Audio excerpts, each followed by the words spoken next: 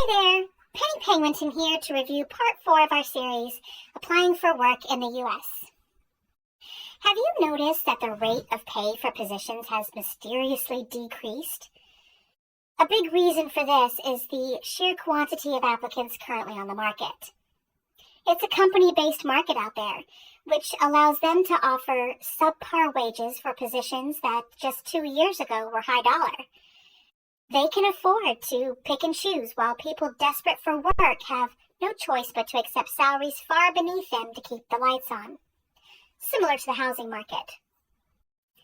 So how do you, the job applicant, approach this lack of a fair wage? Start with the posting itself. In part 4, you're going to be reviewing the salary or rate of pay and compare it to the cost of living you previously calculated. Start with the minimum wage of your location. If the company is only offering $12 an hour for a position and the experience or skills required are extensive, don't bother applying. Some companies are starting to offer pay that is geared towards someone fresh out of high school, but then they ask for a 4-year degree and several years of experience.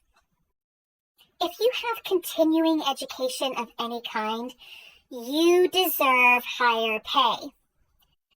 If you have several years of experience and skills that can be directly applied to the position, even if they were acquired in a different field, you deserve higher pay.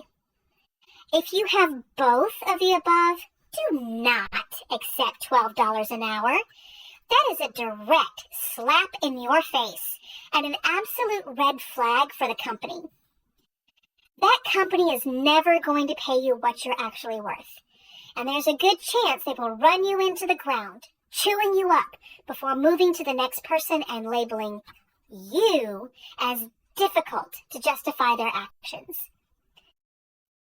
This is a common tactic for managers to pull when they are ready to get rid of an employee, but they don't really have a cause for termination and the company doesn't want to pay unemployment. These are bad managers, and the more we say no to their passive-aggressive tactics, the sooner we can get them out of these positions. So pay attention. Standing up for yourself is not being difficult. It's self-care, and you deserve to be treated right. Over 26 states have increased their minimum wage standards to be between $11 and $18 per hour, depending on the location. That is supposed to be the minimum livable wage needed to support yourself out of high school. You are taxed by your physical location. You should also be paid for it. The company's state may only have a $10 an hour minimum wage. But if you live in an area where it's $14, then they must pay you your wage per that location, not theirs. Remember, companies are not people. They aren't hurting by paying you the correct wage. They're just greedy. There is a percentage above minimum wage that the company will pay for that role.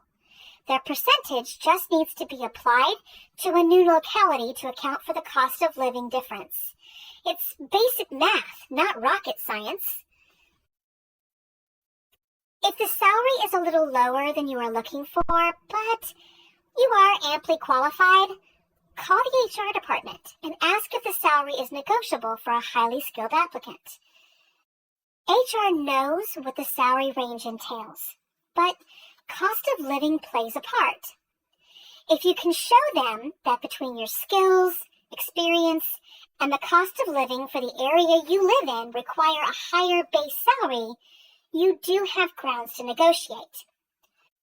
They may not negotiate even with all of those things, though, so be prepared. If the job is offered to you, you may not get all that you asked for, but you can try to get close. They may not be willing to budge on money, but see what other perks you can get added to your contract. Extra days off, a stipend for a home office, maybe some free gas cards each month, free monthly bus passes, etc.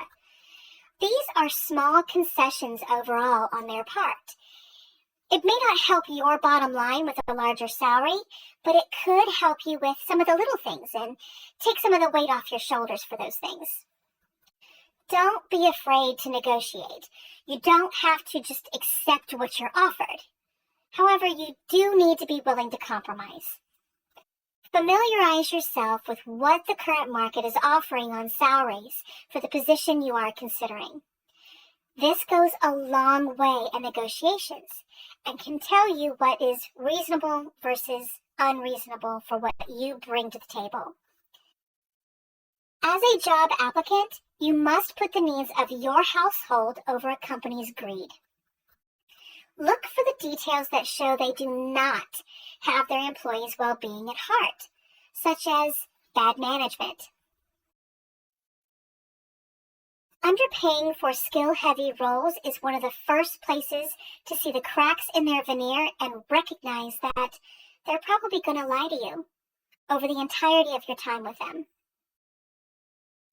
You are worth fighting for, so pick the battles wisely.